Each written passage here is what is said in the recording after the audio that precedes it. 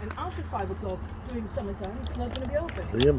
So you always have the ability to go up to Kat Omul if your brook is working well and everything is good, and you have an extra time to go all the way up. You have the option To go. Okay. So this is the first thing. So we will go to the outlook. Then afterwards we're going to talk about this whole area. But before we're going to start, I will just explain that the Good Samaritan Museum is an archaeological museum. It has a lot of archaeology findings of different archaeological places,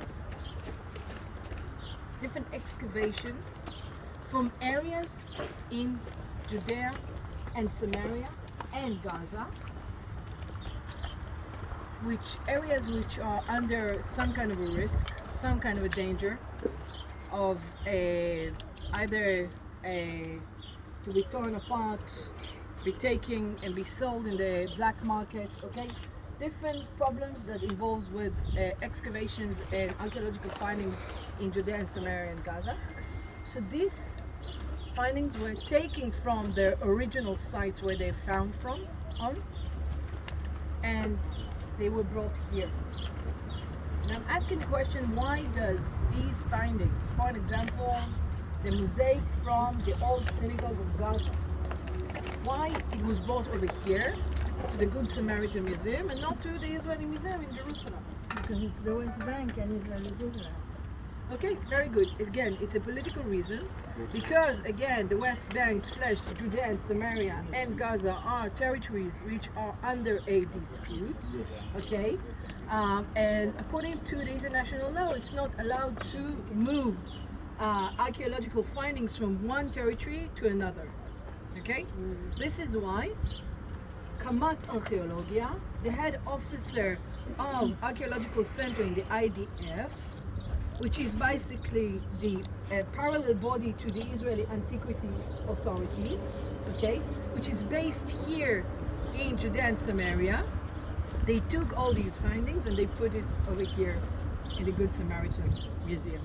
So we will find different archaeological findings from all different locations which were under some kind of a risk or a danger for them to just continue being their own original sites. Usually, the archaeological policy is not to take any archaeological findings from the original places, but in certain cases it has to happen. Yeah. Is there collaboration between Palestinian archaeologists and there is an official There is no Palestinian archaeological. First of all, there is an archaeological section in the Palestinian Authority, and they work a lot with universities from abroad. Yeah.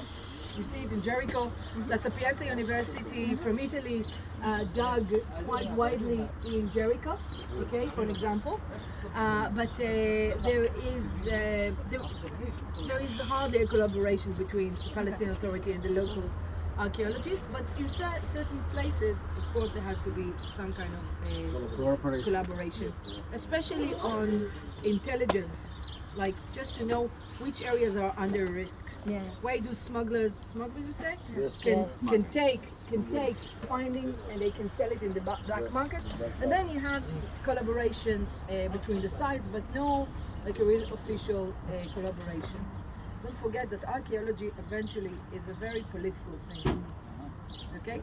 And I'm not going to get in depth with it, but you need to know, if you read an archaeological report, or if you look at an archaeological description of a certain site, you need to know what it describes.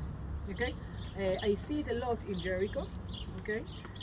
Different areas, different times of the historical timelines, which are much more being emphasized in front of other historical times.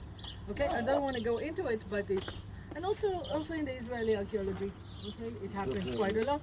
Archaeology has a lot of politics and so on. Okay, as we think about it, follow me.